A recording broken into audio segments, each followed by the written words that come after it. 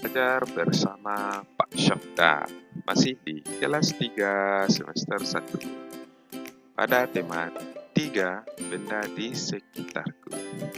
Nah, masih di subtema 1 aneka benda di sekitarku. Kali ini masuk ke pembelajaran ketiga. Siap untuk belajar? Let's go! Nah, sebelum kita mulai belajar, anak-anak Bapak harus mengetahui kegiatan pembelajaran dan kemampuan apa yang akan dikembangkan pada pembelajaran kali ini. Kegiatan pembelajaran kali ini adalah yang pertama, membaca wacana yang berjudul Kertas di Sekitar Kita. Yang kedua, mengamati benda-benda di sekitar yang terbuat dari kertas. Yang ketiga, berdiskusi tentang penghematan dan penggunaan kertas. Yang keempat, mencari arti dari kata yang diberikan.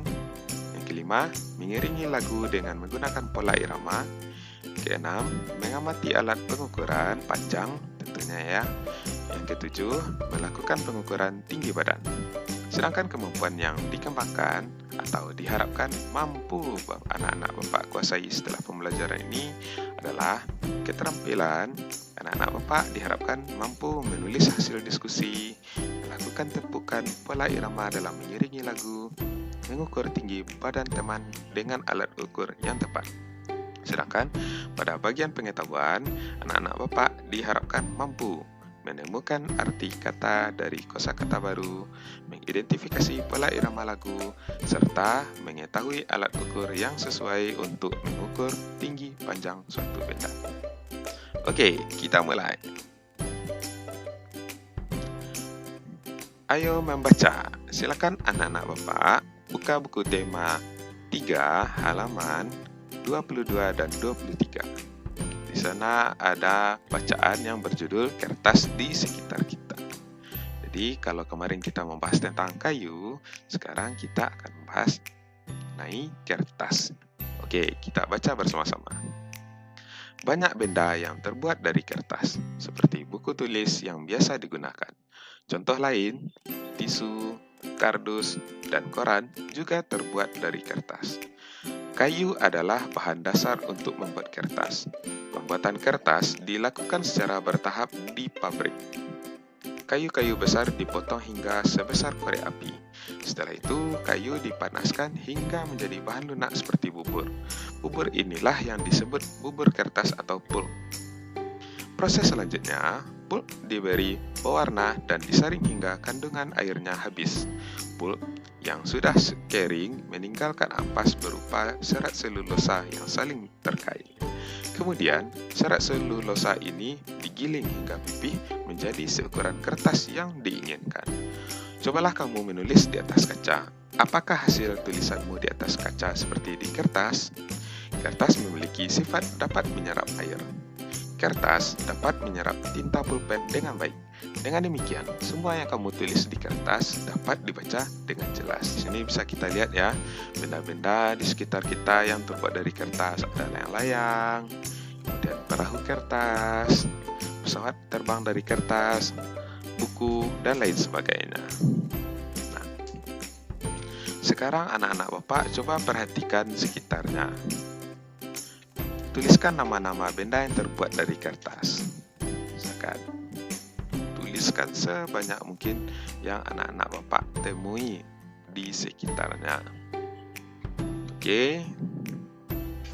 Nah, ternyata manusia menggunakan begitu banyak kertas, sehingga juga membutuhkan banyak sekali pohon-pohon untuk menghasilkannya. Oleh karena itu, kita perlu menghemat kertas untuk menyelamatkan pohon dan hutan-hutan tersebut agar tidak mengganggu kehidupan manusia, hewan, dan tumbuhan, serta juga lingkungan alam. Nah, ada beberapa caranya. Nah, ini misalnya ya. Setiap tahun ajaran baru, aku meminta ibu membeli buku tulis baru. Sekarang, aku akan menggunakan buku lama. Buku lama yang halamannya belum terpakai, jika ingin terlihat seperti baru, ganti saja sampulnya. Nah, ini keren ya triknya. Tinggal mengganti sampulnya saja sudah menjadi buku yang baru. Mantap, mantap. Nah, bagaimana trik yang lainnya? Kalau aku akan memanfaatkan kertas yang masih dapat digunakan. Misalnya, menggunakan kertas di dua sisinya. Dengan demikian, tidak menghabiskan kertas banyak. Nah, ini bagus juga. Sekarang anak-anak Bapak silakan berdiskusi. Apa yang dapat anak-anak Bapak lakukan untuk menghemat kertas? Silakan dituliskan.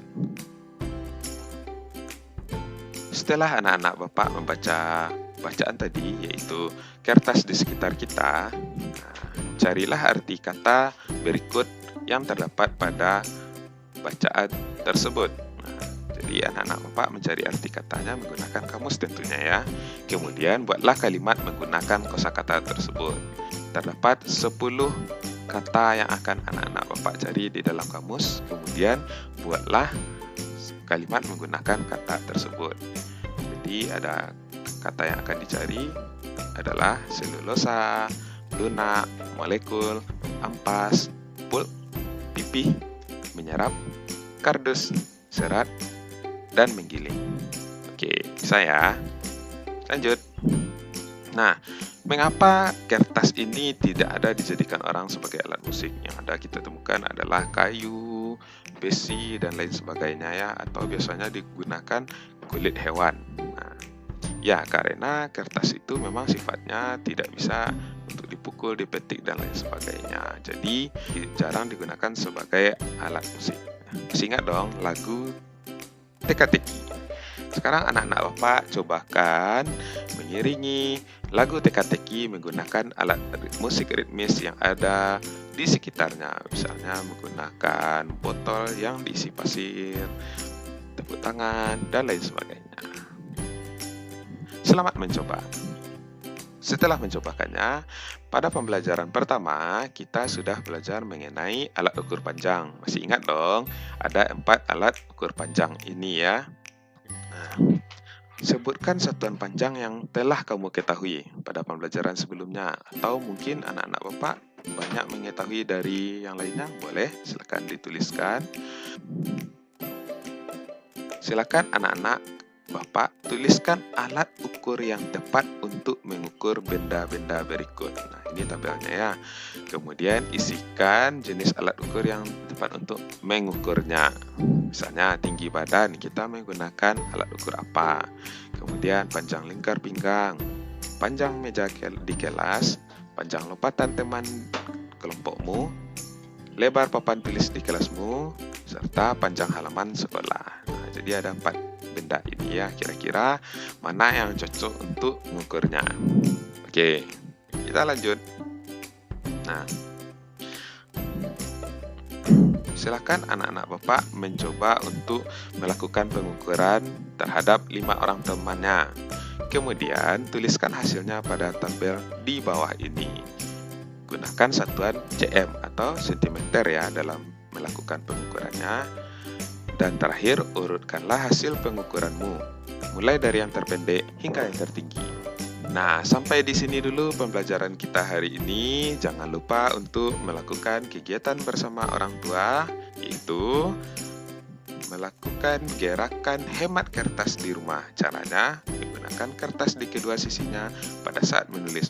Selain itu, menggunakan tisu seperlunya. Oke, terima kasih sudah belajar bersama Pak Syafda.